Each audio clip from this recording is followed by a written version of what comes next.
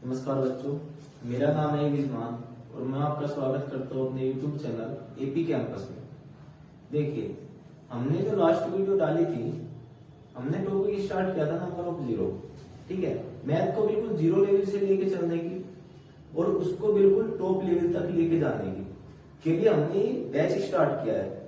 अब देखिए, चूंकि यूपीएसआई की नोटिफिकेशन आ चुकी है, ठीक है, और फॉर्म फिल होने लगेंगे आगे अप्रैल में, तो उसके लिए क्या है कि मैं आज जो वीडियो डालने जा रहा हूं उसमें क्या है कि मैं 12/12/2017 में यूपीएसआई का जो पेपर हुआ था, यूपीएसआई का 2017 में जो पेपर हुआ था उसमें से क्वेश्चंस जो थे मैथ के, आज मैं आप लोगों को ये क्वेश्चन सोल्व कराऊंगा।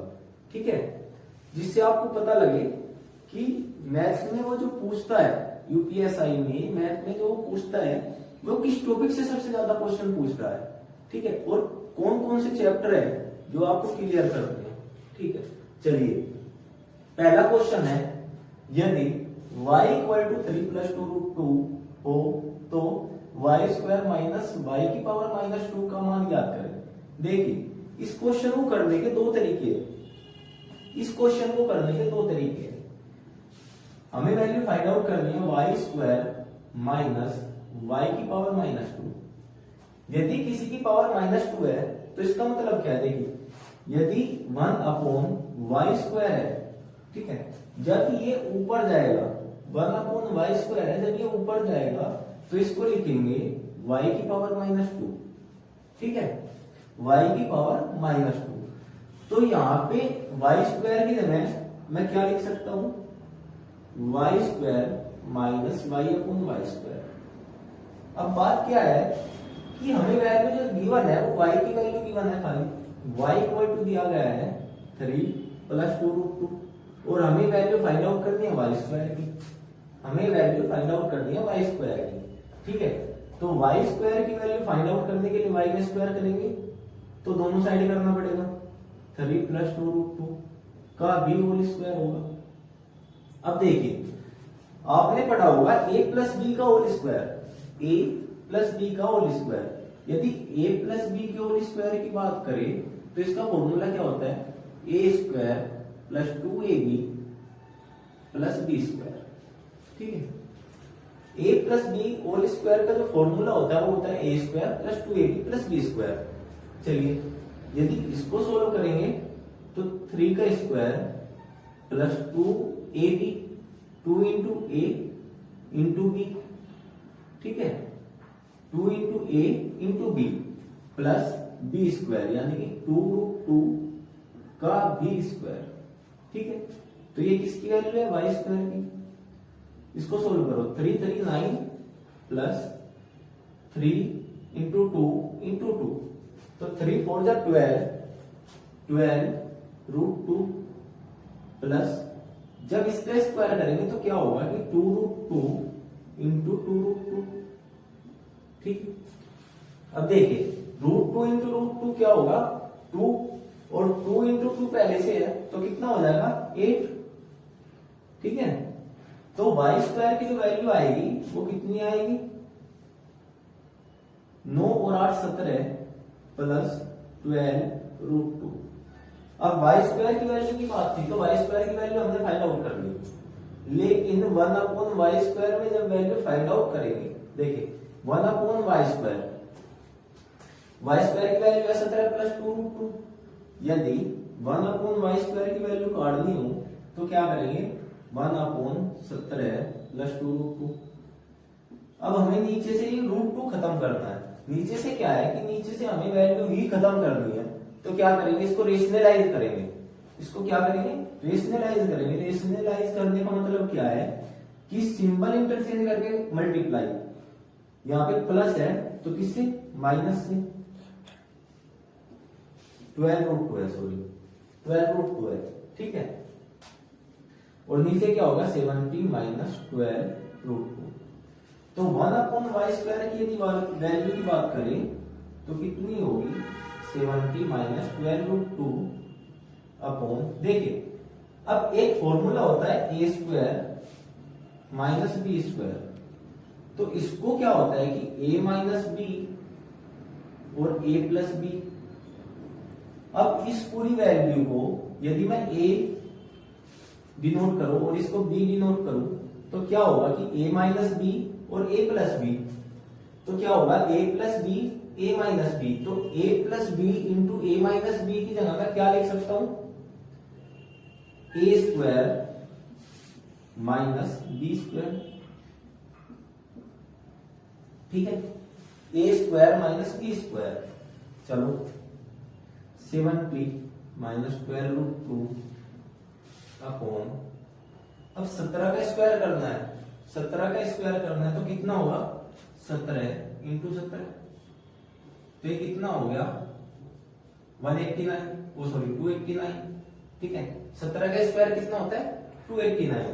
तो इसकी जगह क्या पुट करूं 289 माइनस, देखिए 12 रूट 2 इंटू 12 रूट 2 होगा। अब इसमें क्या होगा कि 12 का तो स्क्वायर है और रूट 2 मिल गए शूट। तो 12 इसका कितना हो गया 145, 144 इंटू 2 फिर कितना हो गया 882। तो 288 हो गया। तो इसकी जगह पुट करो 288। ठीक है, तो इसकी जगह पुट करो 288। कोई दिक्कत है? तो यदि 1/y² की वैल्यू की बात करें 1/y² तो कितना होगा देखिए 17 माइनस 12 रूट 2 अपॉन यहां पे कितना होगा 1। तो 1/y² की जो वैल्यू आई कितनी आई 17 माइनस 12 रूट 2। ठीक है, वैल्यू y² की फाइंड आउट करी 17 प्लस 12 रूट 2 और 1/y² की वैल्यू आई 17 माइनस 12 रूट 2। ठीक है, चलिए अब वैल्यू पुट करो। अब वैल्यू पुट करेंगे तो 17 plus 12 root 2 minus 17 minus 12 root 2। ठीक है, ठीक है, 17 plus 12 root 2 minus 17 plus 12 root 2। और ये क्वेश्चन थोड़ा सा मिसप्रिंट हो गया, यहाँ पे रूट 2 की मल्टीप्लाई भी है इसके साथ। क्या है रूट 2 की भी मल्टीप्लाई है। तो यहाँ पे रूट 2 और कर लो, रूट 2 इस पूरे के साथ क्या होगा मल्टीप्लाई में होगा रूट 2। ठीक है, यहाँ पे रूट 2। अब देखिए 17 प्लस माइनस तो कैंसिल, या फिर कह दो कि 17 में 17 गए तो 0। ठीक है, अब इनको जोड़ो 12 और 12 24 रूट 2 इंटू रूट 2। देखिए रूट 2 इंटू रूट 2 2 हो गया तो 24 इंटू 2 इक्वल टू 48। तो इसका आंसर कितना आया 48। अब इस क्वेश्चन को इतना लेंथी करने से बेहतर है कि इसका एक मेथड और है। ठीक है, वो मेथड देखिए क्या है। इस क्वेश्चन को यदि इतना बड़ा करने लगे पेपर में तो टाइम टेकिंग हो जाएगा। ठीक है, तो इस तरीके से नहीं करना। जो सिंपल मेथड है उसको देखो, जो एकदम सिंपल मेथड है इसका उसको देखो। ठीक है, देखिए क्वेश्चन क्या था कि क्वेश्चन में गिवन थी y equal to 3 plus 2 root 2 और वैल्यू फाइंड आउट करने को कहा था find root 2 y² minus 1/y²। भाई y की पावर -2 को तो 1/y² लिख सकते हैं। ठीक है, तो देखिए अभी एक फॉर्मूले के बारे में बताया था कि यदि a² माइनस b² हो तो इसका फॉर्मूला क्या होगा a माइनस बी और a प्लस बी। ठीक, तो इसका फॉर्मूला क्या होगा a माइनस बी और a प्लस बी। तो देखिए इसे पूरे a² लेट कर ले और 1/y² क्या b² लेट कर ले तो ये क्या होगा root of y minus 1/y a minus b और a प्लस बी।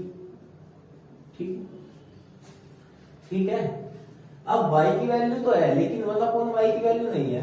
तो 1/, यदि मैं 1/y की वैल्यू फाइंड आउट करूं तो कैसे 1/3 प्लस 2 रूट 2। इसको रेशनलाइज करना पड़ेगा क्योंकि नीचे से ही खत्म करना। तो 3 minus 2 root 2 upon 3 minus 2 root 2। तो 1/y equal to 3 minus 2√2 upon a square minus b square यहाँ होगा तो 9 माइनस 8 तो कितना होगा 1/y इक्वल टू 3 माइनस 2√2। ठीक है, वैल्यू पुट करो रूट ऑफ y माइनस वो सॉरी वैल्यू पुट करनी तो 3 प्लस 2√2 माइनस 3 माइनस 2√2। ठीक है, एक ब्रैकेट ही हो गया, एक ब्रैकेट 3 प्लस 2√2 प्लस 3 माइनस 2√2। ठीक है, एक ब्रैकेट ही हो गया। ठीक है, तो यहां पे बात करें तो इससे कैंसिल है, तो आगे जो होगा इसके अंदर मल्टीप्लाई करेंगे तो 3 प्लस 2√2 माइनस 3 प्लस 2√2। ठीक है, और यहाँ पे क्या होगा 9 ओ सॉरी 6। ठीक है, यहाँ पे क्या होगा 6 3 3 6, इससे भी कैंसिल हो गया तो अंदर क्या बचा 6 इंटू देखिए 2 to 4√2 इंटू √2। ठीक है, तो ये कितना हो जाएगा 8/4 और √2 इंटू √2 2, तो ये कितना हो गया 8, तो 6 इंटू 8 इक्वल टू 48। तो ये क्वेश्चन कैसे, क्वेश्चन देखिए क्वेश्चन किसी भी मेथड से करो, यदि आप लोग उस मेथड किसी भी मेथड से कर रहे हो, ठीक है, और आपको उसकी प्रैक्टिस है, जितनी ज्यादा प्रैक्टिस करोगे किसी भी मेथड की तो उससे क्वेश्चन सेकंडों में हो जाएगा। ठीक है, जरूरी नहीं कि ऐसे ही करो, आपके पास कोई और तरीका उससे भी कर लो, लेकिन आपको क्या है कि उसके बारे में नॉलेज होनी चाहिए। ठीक है, और जो मेथड आप यूज कर रहे हो वो आपकी प्रैक्टिस में होना चाहिए। ठीक है, चलिए दूसरा क्वेश्चन देखिए। अगला क्वेश्चन क्या है कि 3 घड़ियां क्रमशः 30 सेकंड 45 सेकंड तथा 60 सेकंड के अंतराल पर बजती है। 3 घड़ी है, जब एक 30 सेकंड बाद बजती है, दूसरी 45 और तीसरी 60 सेकंड के बाद बजती है। ठीक है, तो यदि वे सभी एक साथ 1 बजे अपराह्न का मतलब क्या है कि पीएम। ठीक है, अपराह्न का मतलब क्या है कि पीएम। ठीक है, बजती है तो वे पुनः कितने बजे एक साथ बजेगी। तो इसने क्या कहा कि हमने 3 घड़ी दी, उनको स्टार्ट कर दिया। ठीक है, पहली घड़ी 30 सेकंड के बाद बजी, दूसरी 45 के बाद और तीसरी 60 सेकंड के बाद बजी। यदि वे इसी तरीके से बजी तो वे 1 बजे जाके तीनों एक साथ बजी। ठीक है, 1 बजे वो टाइम आया, 1 बजा और वे तीनों के तीनों एक साथ बजी। तो इसने क्या बात करी कि वे अगली बार कब एक साथ बजेगी।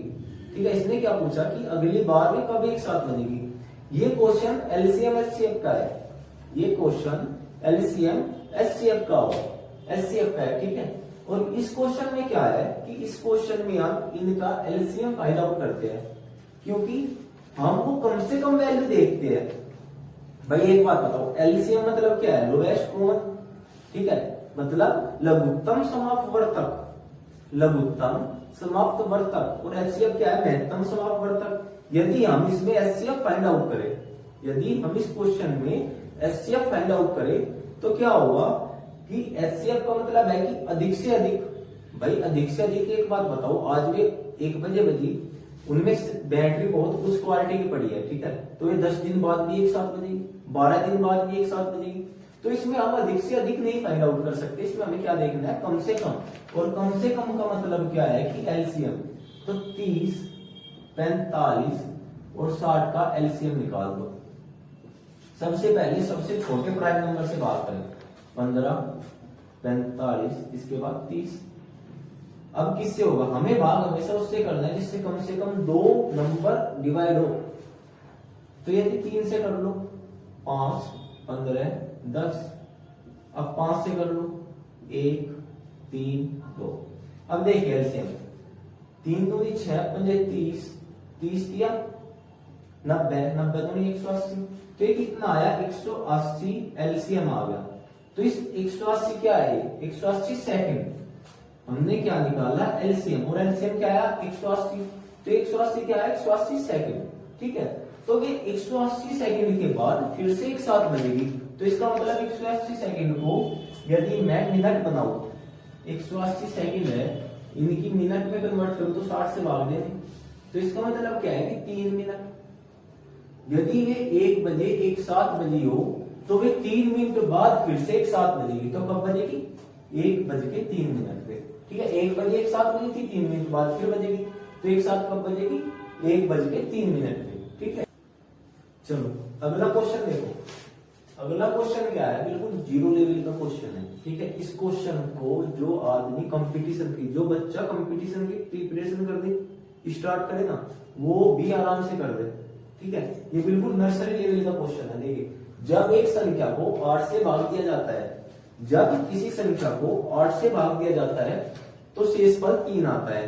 ठीक है, तो शेषफल कितना आता है? 3 आता है। यदि उसी संख्या को 2 से भाग दिया जाए तो शेषफल क्या होगा? इसके ऑप्शन है 0, 1, 3, 4। ठीक है, इसके ऑप्शन है 0, 1, 3, 4। अब इस क्वेश्चन में करना कुछ नहीं है, हमेशा ध्यान रखना, स्टार्ट पहले जो भाग देगा जिस संख्या से और लास्ट में जिस संख्या से भाग देगा वो दोनों मल्टीपल होंगे। ठीक है, वो दोनों हमेशा मल्टीपल होंगे। देखिए 8 है, 2 का मल्टीपल है। ठीक है, इसी तरीके से यदि ऐसा क्वेश्चन वो एग्जाम में दे तो ये डेफिनिट है कि वो इसका मल्टीपल देगा। ठीक है, ये दोनों आपस में क्या हो गए? मल्टीपल होगा या गुणज होगा। ठीक है, ये दोनों क्या होंगे? गुणज होगा, 100 की 100% होगा। ठीक है, अब इसने कहा कि शेषफल 3 आया। ऐसा मान लो कि कोई संख्या थी 8 से भाग दिया, तो 8 को क्या लिखेंगे? भाजक। भाई भाग देने वाला होता है भाजक। शेषफल क्या है? 3। ठीक है, ऐसा मान के चलो कि वो एक बार मारनी चली उस पे, उसके बाद शेषफल 3 आ गया। यदि 8 से हमने किसी संख्या को भाग दिया, एक बार मारनी चली और शेषफल 3 आ गया, तो संख्या कितनी होगी? संख्या कैसे फाइंड आउट करेंगे? संख्या इक्वल टू होता है भाजक गुणा भागफल प्लस शेषफल। एक चीज और, इस क्वेश्चन में हम डेफिनेट संख्या नहीं निकाल सकते। ठीक है, ये मैं एक तरीका बता रहा, ये मैं क्या कर रहा कि एक तरीका बता रहा, बिल्कुल बेसिक सी बात बता रहा। नहीं तो ऐसा नहीं है कि इसमें हम संख्या निकाल दे, संख्या नहीं निकल सकती इसमें। भाई मान लो मैंने एक बार लिया, मैंने कहा कि एक बार मारनी चली। ठीक है, तो आप ऐसा मान लो कि वो 2 बार में डिवाइड हुआ, 3 बार में, 4 बार में। हाँ, यदि इससे भाग करोगे तो शेष वही आएगा जो इससे आएगा। ठीक है, लेकिन एकदम एग्जैक्ट वैल्यू नहीं निकाल सकते हम, वो संख्या निकाल ही नहीं सकते। ठीक है, चलो, और संख्या यदि वो निकालेंगे तो वो x में आएगी। ठीक है, वो किस में आएगी? x में। अब x से बेहतर है कि थोड़ा समझ लो चीजों को, थोड़ा समझ लो। ठीक है, संख्या कैसे निकलेगी? भाजक गुणा भागफल प्लस शेषफल। अब भाजक क्या है? जिससे भाग दिया जा रहा, तो क्या है? 8। मान लो कि भागफल मैंने माना कि एक बार चलने के बाद, 1 टाइम चलने के बाद, ठीक है, 1 टाइम चली और उसके बाद 3 शेषफल बच गया, तो कितना होगा? 8 एकम 8 और 3 11। तो वह संख्या हमने ऐसा मान ली 11 है। अब 11 को यदि 2 से डिवाइड करो, 11 को 2 से डिवाइड करो तो कितना होगा? शेषफल 1। इस क्वेश्चन को ऐसे नहीं करते कभी भी। ठीक है, इस क्वेश्चन को ऐसे करते ही नहीं कभी भी। मैंने क्या बताया कि इसका मल्टीपल होगा हमेशा, इसका गुणज देगा।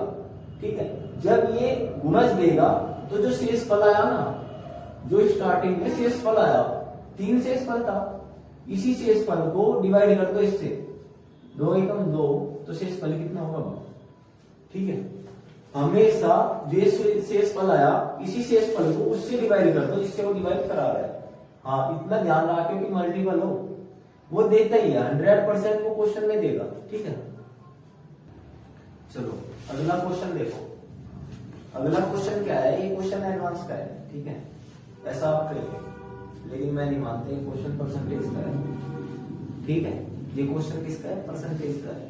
ठीक है, इसमें क्या बात करें कि आयतन की बात करें तो कहोगे कि सर ये क्वेश्चन वॉल्यूम का है, लेकिन परसेंटेज की भी तो बात करें, तो ये बात किसकी है? प्रतिशत का है ये क्वेश्चन। ठीक है, एक बेलन की त्रिज्या तथा ऊंचाई को 50% तथा 70% बढ़ाया जाता है। एक बेलन है जिसकी त्रिज्या पहले कुछ थी, उसको 50% बढ़ा दिया, ठीक है। एक उसकी हाइट जो थी पहले, उस बेलन की जो हाइट थी पहले, बेलन कैसे होता है ये बताओ।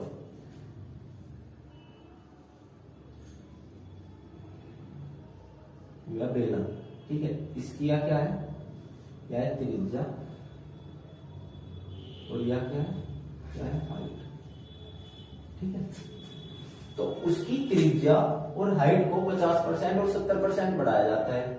मूल आयतन को, जो मूल आयतन था इसका, जो पहले आयतन था, उसको प्राप्त आयतन के, जो बढ़ाने के बाद आयतन प्राप्त हुआ, उसके प्रतिशत के रूप में व्यक्त करें, ठीक है। सबसे पहली बात, बेलन का आयतन क्या हो, बेलन का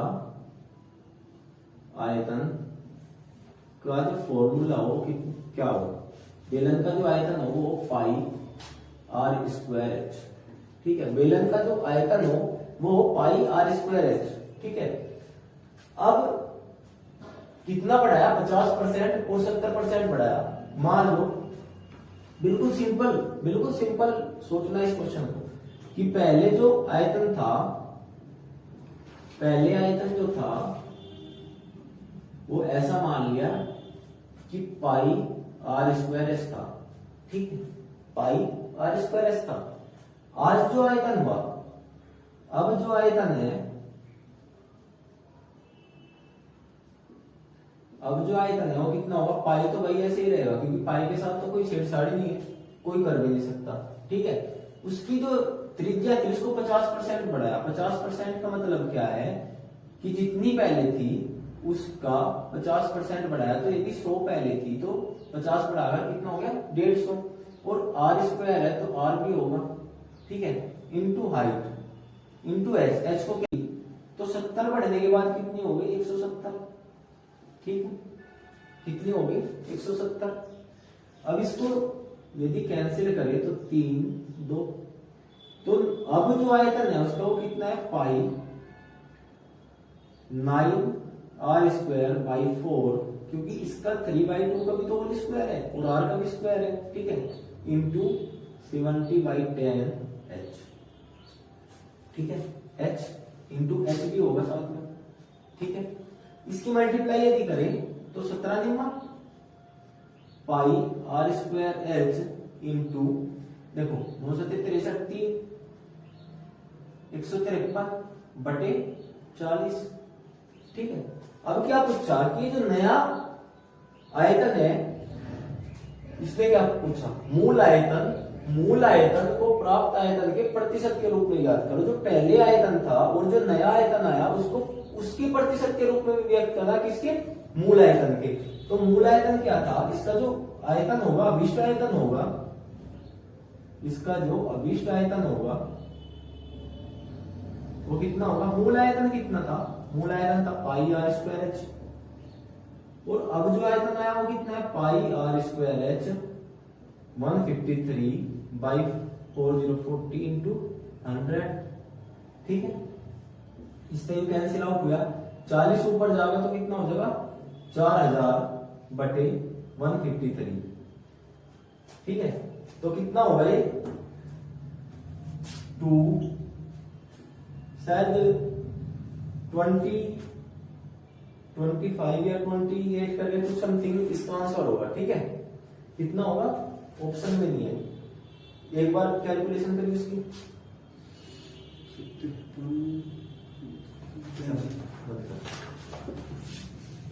देखिए कितना है, 26.14%, ठीक है। ऑप्शन नंबर बी, तो इसका कौन सा आंसर सही होगा, ऑप्शन नंबर बी 26.14%। एक क्वेश्चन इस तरीके से ना पूछ के किसी और तरीके से पूछे, देखिए यदि इसी क्वेश्चन को एक चीज और पूछे तब कैसे करेंगे। इस क्वेश्चन को अब क्या था कि मूल आयतन को बताना था, कि मूल आयतन जो है नए आयतन के प्रतिशत के रूप में व्यक्त करना था, ठीक है, पहले।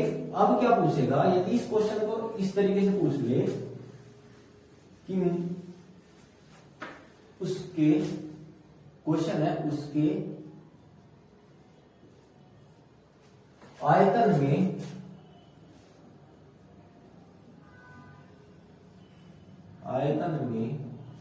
प्रतिशत वृद्धि ज्ञात करो। ठीक है, यदि ये क्वेश्चन पूछ रहा, वो क्वेश्चन ना पूछ के क्वेश्चन दिया है बेलन की त्रिज्या तथा ऊंचाई को 50% तथा 70% बढ़ाया जाता है, उसके आयतन में प्रतिशत वृद्धि ज्ञात करो। तो ये क्वेश्चन किस तरीके से करना, देखो जो आयतन का फॉर्मूला हो वो क्या हो, pi r square h equal to आयतन हो। ठीक है, इक्वल टू आयतन हो, कोई दिक्कत नहीं है इसमें। अब एक बात बताओ, पाई तो यहां भी होगी और जब नया आयतन फाइंड आउट करेंगे उसमें भी होगी, तो पाई तो कांस्टेंट है। ठीक है, पाई की वैल्यू ना बढ़े ना घटे, वैल्यू कौन इंटरचेंज करेगा, आर स्क्वायर एच। ठीक है, कौन, आर स्क्वायर एच। तो इस क्वेश्चन को देखो, एक परसेंटेज में एक फॉर्मूला हो, नीचे क्या लिखे है, नीचे लिखे है पुरानी कीमत, या इसमें इस क्वेश्चन की बात करें तो नीचे लिखो पुरानी त्रिज्या और ऊपर नई त्रिज्या। ठीक है, नई त्रिज्या इनटू पुरानी ऊंचाई और ऊपर नई ऊंचाई इक्वल टू क्या होगा, नया आयतन अपॉन पुराना आयतन। ठीक है, इक्वल टू क्या होगा, नया आयतन अपॉन पुराना आयतन। ठीक है, ये फॉर्मूला होगा। ठीक है, अब पुरानी त्रिज्या कितनी है, 100 और 50% बढ़ी तो 150 और इसका स्क्वायर है, फॉर्मूला हो पाई आर स्क्वायर एच। तो आर का क्या हो, स्क्वायर हो, आर 2 बार आ गया। ठीक है, तो इसे कितनी बार लिखेंगे, 2 बार। ठीक है, अब ऊंचाई कितनी हुई, पुरानी ऊंचाई मान लो 100 थी और 70% बढ़ी तो कितनी होगी, 170 इक्वल टू पुराना आयतन मान के चले कि 100 था, आज x हो गया। ठीक है, आज कितना हो गया, x हो गया। इस तरह कैंसिल हो गया, ये 2 0 2 0, 5 3 15 20 4 3। ठीक है, और ये तो होगा नहीं पूरा डिवाइड। ठीक है, तो x इक्वल टू कितना हो जाएगा, x इक्वल टू कितना हो जाएगा, 9 इंटू 170/4। ठीक है, ये होगी उसकी आयतन में परसेंट वृद्धि होगी जितनी यहां से आएगी। ठीक है, अब यहां से कितनी आएगी, अब यहां से कितनी आएगी,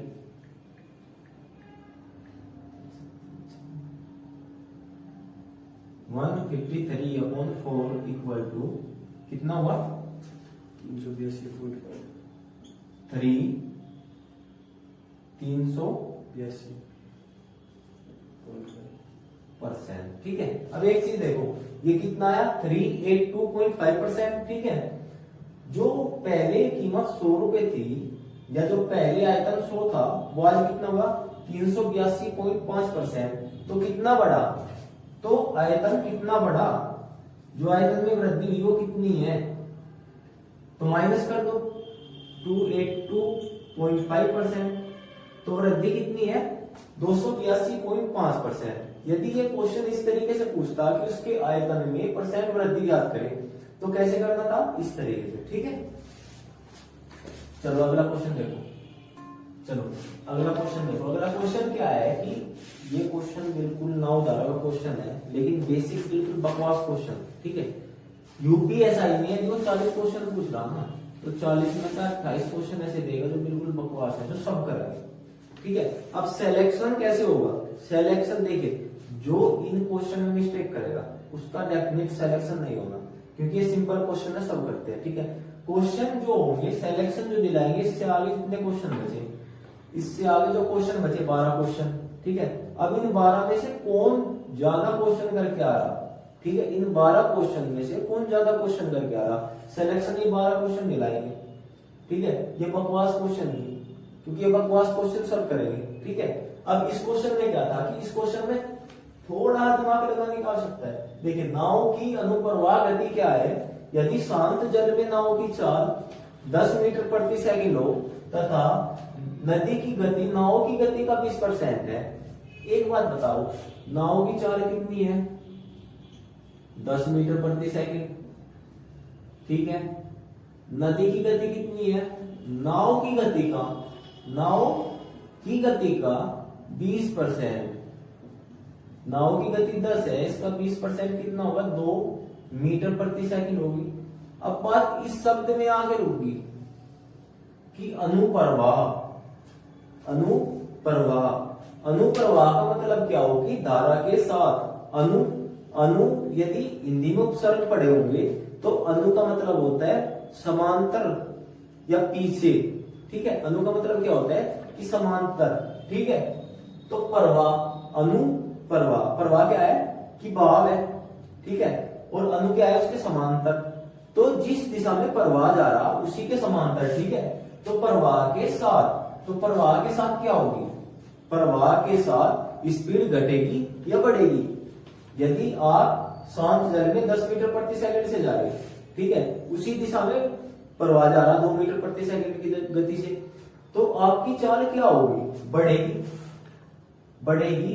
तो अनुप्रवाह गति कितनी होगी, अनुप्रवाह गति कितनी होगी, 10 आपकी है, 2 इसकी है, तो 10 + 2 = 12 मीटर प्रति सेकंड।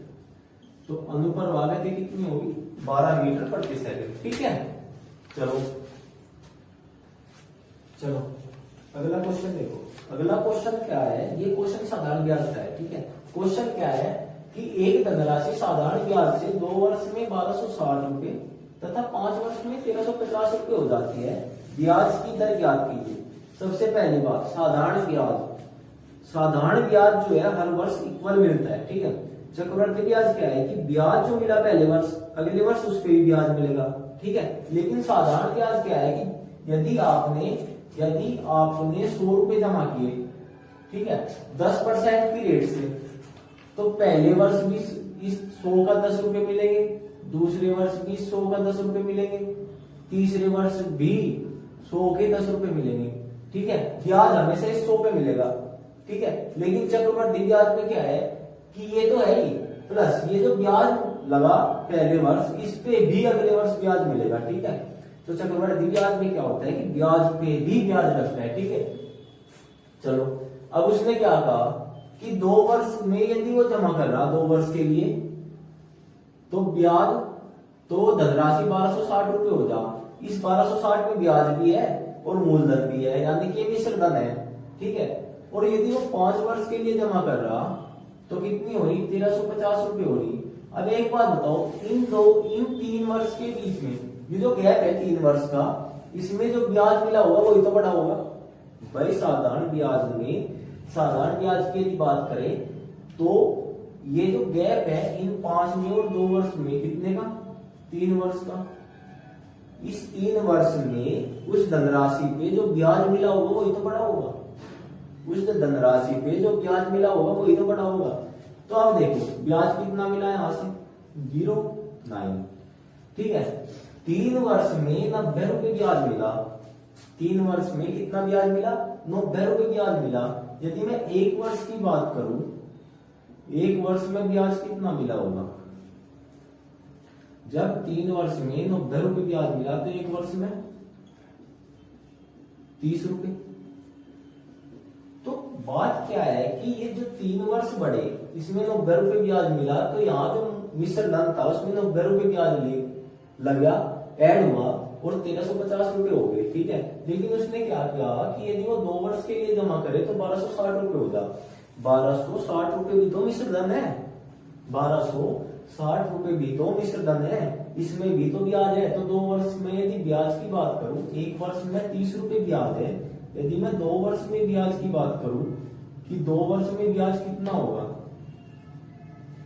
2 वर्ष में ब्याज कितना मिला होगा, तो इसका मतलब क्या है कि 2 वर्ष में 60 रुपए उसे ब्याज के मिले होंगे। ठीक है, जब उसे 60 रुपए ब्याज के मिले तो उसका मूलधन कितना होगा भाई, ब्याज शुद्ध मिश्र धन है उसका 1260, 2 वर्ष में मिश्र धन है उसका 1260, ब्याज है उसका 60 रुपए, तो उसका मूलधन कितना था। यदि मैं मूलधन की बात करूं तो मूलधन कितना है, मूलधन है 1200 रुपए। उसने 1200 रुपए पे 2 वर्ष के लिए इन्वेस्ट करके 60 रुपए ब्याज कमा दिया। तो साधारण ब्याज का सिंपल सा फॉर्मूला हो SI equal to P into R into T by 100। अब निकालना क्या R, यदि R निकालना तो R निकालने के लिए क्या होगा SI इंटू 100 ब्याज गुना 100 बटे मूलधन गुना समय। ठीक है, मूलधन गुना समय। यदि मैं रेट की बात करूं तो 60 रुपए ब्याज था इंटू 100 बटे 1200 गुणा 2 वर्ष। ठीक है, इस तरह हो गया तो कितना बचा 1 0 1 0 कटी 2 2 1 बटा 5 तो कितना आ गया 5 बटे 2 या फिर 2.50%। तो उसकी रेट कितनी रही होगी 2.50%। ठीक है, चलो चलो अगला क्वेश्चन देखो। अगला क्वेश्चन क्या है कि ये क्वेश्चन रिमाइंडर थ्योरम का है। ठीक है, ये क्वेश्चन नंबर सिस्टम का है। ये क्वेश्चन कौन से चैप्टर का है नंबर सिस्टम, और उसमें कौन सा टॉपिक है रिमाइंडर थ्योरम। एक चीज की हमेशा ध्यान रखो, यदि यूपीएसआई का क्वेश्चन आप लोग पेपर दे रहे हो, ठीक है, रिमाइंडर थ्योरम से डेफिनिट दो क्वेश्चन डेफिनिट नंबर सिस्टम से डेफिनिट आएंगे। ठीक है, तो नंबर सिस्टम आप लोगों का तैयार होना ही होना चाहिए, और खासकर रिमाइंडर थ्योरम। या तो क्वेश्चन वो यूनिट पहले से देगा या देगा वो रिमाइंडर थ्योरम से। ठीक है, चलो अब ये क्वेश्चन है कि शेषफल क्या है जब 201, 202, 203, 204 और इसी तरीके से कहां तक 260 तक में 9 से भाग दिया जाता है। ठीक है, क्वेश्चन क्या है कि शेषफल क्या होगा जब 201, 202, 203, 204 और 260 में 9 से भाग दिया जाता है। अब एक बात बताओ, 9 से भाग देने का जो रूल है, 9 से जो डिवाइड का रूल है वो क्या है कि नंबर ऑफ सम। मान लीजिए कैसे, देखो कोई संख्या लिखी 9 1 8 2 7, ठीक है 3 6, या कोई संख्या है। अब मैं आपसे पूछूं कि या 9 से डिवाइड है या नहीं है, ठीक है, तो आप लोग क्या करेंगे, आप देखेंगे कि इनका सम, ये जो डिजिट दी गई है इनका सम यदि 9 से डिवाइड है तो यह संख्या 9 से डिवाइड है, नहीं तो है नहीं। ठीक है, सीधी सी बात यह है कि नंबर ऑफ क्या देखना है इसमें सम। ठीक है, यानी कि भाग वो सॉरी सम ऐड। ठीक है, जोड़कर यदि इन अंकों का जोड़ 9 से भाग होता है तो वो संख्या 9 से डिवाइड होगी या भाग होगी। ठीक है, अब नंबर क्या दिया, अब सीरीज दे दी एक पूरी 201 से स्टार्ट किया और कहां तक लिखता चला गया, और कहां तक लिखता चला गया 260 तक। अब पूछ रहा है कि 9 से डिवाइड है या नहीं है। ठीक है, तो इसमें क्या करेंगे, इसमें भी सम फाइंड आउट कर लेंगे। ये जो सीरीज है इसका सम बताओ, सीरीज का सम बताओ। देखो इसमें एक छोटी सी बात हो रहा है, इसमें एक छोटी सी बात हो रहा है कि सीरीज का सम बहुत तरीके से निकले। ठीक है, नेचुरल नंबर का n1+/2 कर लो। ठीक है, या एक फॉर्मूला हो, यदि लास्ट नंबर कहीं दिया हो, सीरीज का अंतिम यदि नंबर दिया है तो उसका फॉर्मूला हो एक सम निकालने का, उसका सम निकालने का फॉर्मूला हो n/2 a + l। a first number, l last number, n number of terms. अच्छा एक बात बताओ, 201 से लेके 260 तक नंबर है, इसमें कितने नंबर्स होंगे, 60 होंगे। ठीक है, 60 नंबर्स होंगे, 60 नंबर्स होंगे, 2 से डिवाइड करो। First number 201 plus last number 260। ठीक है, ये कितना हो गया 30 गुणा 164। तो इनकी मल्टीप्लाई करने के बाद कितना आया 13,830। ठीक है, इनकी मल्टीप्लाई करने के बाद कितना आया 13,830। अब ये जो सीरीज दी हुई थी इसका सम आ गया 13,830। अब उसने पूछा कि ये 9 से डिवाइड है तो शेषफल क्या होगा। अब उसने पूछा कि यदि ये 9 से डिवाइड है तो शेषफल क्या होगा। तो इस सम को क्या करोगे, इस सम को 9 से डिवाइड कर दो। ये जो सम है इसको 9 से डिवाइड कर दो तो कितना होगा, 9 पंजे 45, बच गया कितना 3, 9 × 27, बच गया कितना 6, 9 × 54, 9 × 54, ठीक है। तो रिमाइंडर कितना हुआ 6, तो रिमाइंडर कितना हुआ 6, तो 6 ऑप्शन है, ठीक है।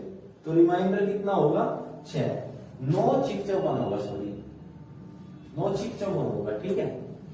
तो रिमाइंडर कितना होगा 6, ठीक है। चलो चलो अगला क्वेश्चन देखो। अगला क्वेश्चन क्या है, अगला क्वेश्चन है प्रॉफिट लॉस। किस चैप्टर से है, प्रॉफिट लॉस से। तो प्रॉफिट लॉस का बिल्कुल बकवास क्वेश्चन, ठीक है। क्या है, प्रॉफिट लॉस का बिल्कुल बकवास क्वेश्चन। ये 2017 के एग्जाम में आए हुए क्वेश्चन है, जो एग्जाम में क्वेश्चन आए वो करा रहा मैं आपको, ठीक है। ये 2017 के एग्जाम में आए हुए क्वेश्चन है। अब देखिए क्वेश्चन क्या है, ये क्वेश्चन प्रॉफिट लॉस से है। किसी वस्तु का मूल्य उसके क्रय मूल्य से कितना % अधिक अंकित किया जाए, उसके क्रय मूल्य से, यानी कि कोई वस्तु खरीद के लाए, ठीक है, उसका जितना मूल्य है, जितने में आप लोग खरीद के लाए, उस पर एक अलग से टिप्पणी लगा दी MRP, ठीक है, कि मैं इसे इतने रुपए में दूंगा। यू इसका की है अंकित मूल्य है, हमने जो अंकित कर दिया मूल्य उस पर, ठीक है। अंकित मूल्य क्या हो, जो हमने अंकित कर दिया, ठीक है, किया जाए ताकि अंकित मूल्य पर 10% छूट देने पर भी 20% का लाभ हो। यदि उसके अंकित मूल्य पे जो अंकित किया हमने उस पर 10% छूट दे दे तो भी 20% का लाभ होना चाहिए, ठीक है। देखते उदाहरण, मान लो उसका अंकित मूल्य x करा था हमने, अंकित मूल्य उस पर x करा था, ठीक है। अंकित मूल्य कितना मान लिया हमने, x मान लिया। अब इस पर 10% की छूट दी। एक बात बताओ, यदि 100 का 10% कितना होगा, 10। यदि इस पर 10% की छूट दी तो 90। पहले जो वस्तु 100 रुपए की थी, 10% छूट देने के बाद 90 रुपए की होगी। सिंपल सी बात है, पहले जो वस्तु 100 रुपए की थी, 10% छूट देने के बाद 90 रुपए की होगी। और या जो कीमत होगी या 20% लाभ के इक्वल होगी, क्योंकि हमें इस कीमत पे बेचना, ठीक है, इस कीमत पे बेचना, तभी तो 20% लाभ होगा, तभी तो 20% लाभ होगा। तो इक्वल टू किसके हो गए, 120 के, ठीक है। इक्वल टू कितना, 120। चलो 4 3, तो x equal to 400/3 equal to कितना हो गया, 135 सही 1/3%। अब एक बात बताओ, उसका अंकित मूल्य कितना था, 100, ठीक है। कितना हो गया, 133 सही 1/3%। अच्छा, कितना % अधिक अंकित किया जाए, उसने क्वेश्चन क्या कहा था, क्रय मूल्य से कितना % अधिक अंकित किया जाए, ठीक है। छूट देने के बाद 20% लाभ हो, तो क्रय मूल्य मान लो 100 रुपए था, 133 से 1/3% होगा, तो कितना % अधिक हुआ, कितने % अधिक हुआ। जो पहले चीज 100 रुपए की थी, आज 33 सही 1/3% होगा, ठीक है। 33 सही 1/3% होगा, ठीक है। चलो अगला क्वेश्चन देखते हैं। अगला क्वेश्चन जो है, अगला क्वेश्चन है SI का, SI और सॉरी SI नहीं CI का, CI कंपाउंड इंटरेस्ट चक्रवर्ती ब्याज। अगला ये जो क्वेश्चन है यह चक्रवर्ती ब्याज का, ठीक है। क्वेश्चन क्या है, 2,50,000 रुपए की धनराशि 3 वर्षों के लिए जमा की जाती है, ठीक है। पहले वर्ष, पहले दूसरे तथा तीसरे वर्षों के चक्रवर्ती ब्याज की दर क्रमशः 4%, 5% तथा 6% हो, तो 3 वर्ष बाद मिश्र धन क्या होगा। अब एक बात बताओ, चक्रवर्ती ब्याज का जो मिश्र धन निकालने का फॉर्मूला हो क्या हो, जो मिश्र धन निकालने का फॉर्मूला हो वो क्या हो। मिश्र धन निकालने का फॉर्मूला हो P1 + R/100⁻T, ठीक है। P क्या है, प्रिंसिपल, R क्या है, रेट, और T क्या है, टाइम, ठीक है। इस क्वेश्चन में क्या है, इस क्वेश्चन में हमें मिश्र धन निकालना 3 वर्ष का, और यदि मैं रेट की बात करूं तो तीनों वर्ष अलग अलग रेट है, ठीक है। पहले वर्ष 4%, दूसरे वर्ष 5%, तीसरे वर्ष 6%, ठीक है। चलो 2,50,000 रुपए की राशि है, पहले वर्ष रेट कितनी है, 4%। यदि मैं यहाँ 4 रखूं तो 100 + 4 कितना हो जाएगा, 104/100, दूसरे वर्ष कितना हो जाएगा 105/100, तीसरे वर्ष कितना हो जाएगा 106/100, ठीक है 106/100। कोई दिक्कत है? 4 जीरो तो 4 जीरो काट दो, 21 पंजे 105, 20 पंजे 100, ठीक है 5 पंजे 25, 5 चौक 20, ठीक है। अब देखो डिवाइड हो रहा है, 4 दूनी 8 और 4 6 24, ठीक है। तो ये मल्टीप्लाई होगा कितना होगा 105 गुणा 26 गुणा 106, तो मल्टीप्लाई होने के बाद शायद आएगा 289380, ठीक है कितना 289380, ठीक है। तो ये क्या होगा इसका आंसर हो गया। बिल्कुल ये बिल्कुल सिंपल क्वेश्चन था, इसे बिल्कुल फॉर्मूले में पुट करो, कुछ नहीं है।